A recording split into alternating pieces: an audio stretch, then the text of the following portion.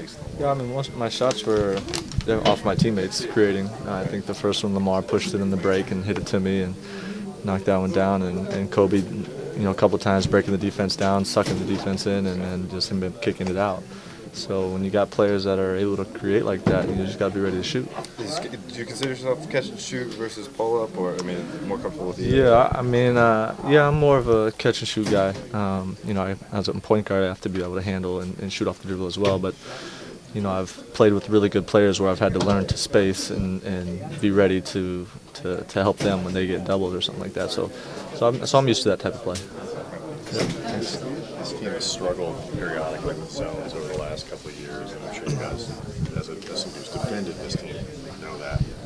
What, having seen them attack a zone as an opponent and then now as a player, what changes about the offense when teams throw zones? Well, really, we probably just need to run, what we're going to run if it was man-to-man. I think I'm sure we'll work on it a little bit in practice tomorrow.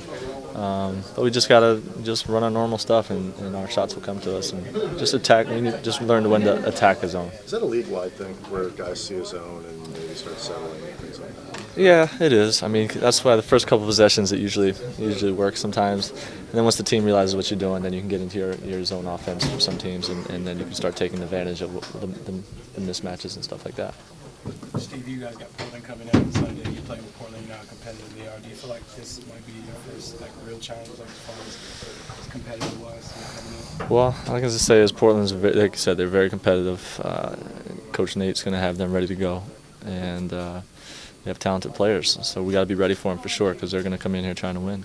Is there a feeling, you've been in their locker room, that they feel like they seem to play the Lakers pretty well, especially up there. But yeah, they've always played Portland well. They've always played the Lakers well in Portland for sure. But coach gets them confident. They believe in themselves. They have a good, talented group of young players. And they're hungry. They want to get better. So that's why we have to be ready for them. Is there something about the matchup that you think is, that they like?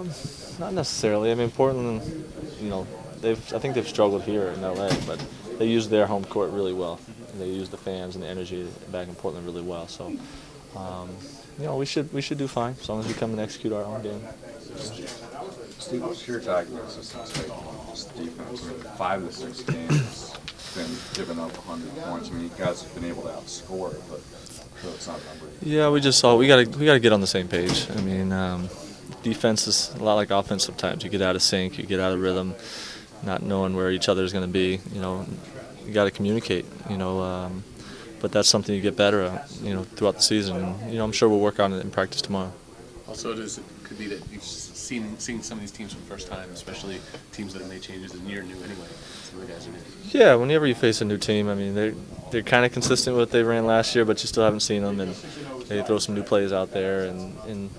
But every time you play them, you get more used to them and start to know their tendencies. So I think we'll continue to get better as a defensive team.